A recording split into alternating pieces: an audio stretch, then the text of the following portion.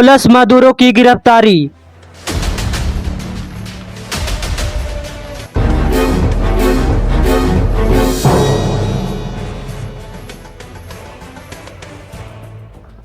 यह सिर्फ वेनेजुएला की कहानी नहीं है, यह कहानी है ताकत, राजनीति, संसाधनों और नियंत्रण की। जिसे बाहर से लोकतंत्र की लड़ाई कहा जाता है, वह असल में एक लंबी सुनियोजित रेजिम चेंज राजनीति भी हो सकती है।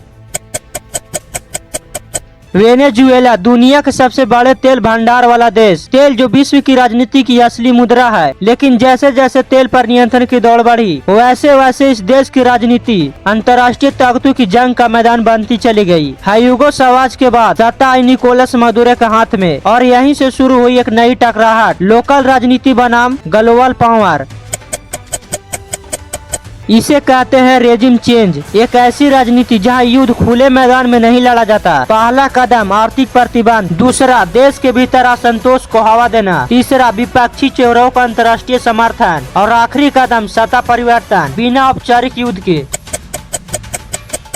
वेनेजुएला पर कड़े आर्थिक प्रतिबंध लगाए गए, तेल बेचने की क्षमता कम कर दी गई, अंतर्राष्ट्रीय लेन देन रोके गए। परिणाम गिरती अर्थव्यवस्था, महंगाई, भूख और गुस्सा। और जब जनता टूटती है, राजनीति समीकरण बदलते हैं। विपक्ष को बताया गया कि वे लोकतंत्र के रक्षक हैं और सरकार को तानाशाह। यह कथा केवल देश के भीतर नहीं बनाई जाती, यह बनती है मीडिया, डिप्लोमेसी और नैरेटिव मशीन में। कुछ लोग सरकार के समर्थन में तो कुछ लोग उसके खिलाफ, और इसी बीच में फंसता है आम नागरिक।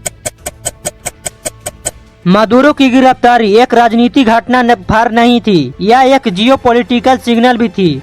किसके लिए न्याय का पल, किसी के लिए संघर्ष का अगला अध्याय। लेकिन सवाल वही है, किसके लिए अन्याय है और किसके लिए राजनीति।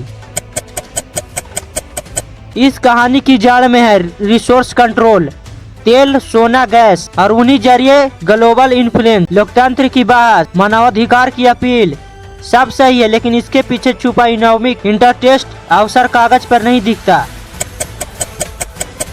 राजनीति लड़ाइयाँ सत्ता बदलती है, पर कीमत चुकाता है आम इंसान। उसकी नौकरी जाती है, उसकी बचत खत्म होती है और उसका देश एक जियोपॉलिटिकल प्रयोगशाला बन जाता है। मादुरो हो या कोई और नेता, कहानी केवल व्यक्ति की नहीं, पूरे सिस्टम की है। लोकतंत्र या राजनीति, न्याय या नियंत्रण, सवाल खुला है और जवाब हमें दुनिया को अब खुद तलाशना होगा।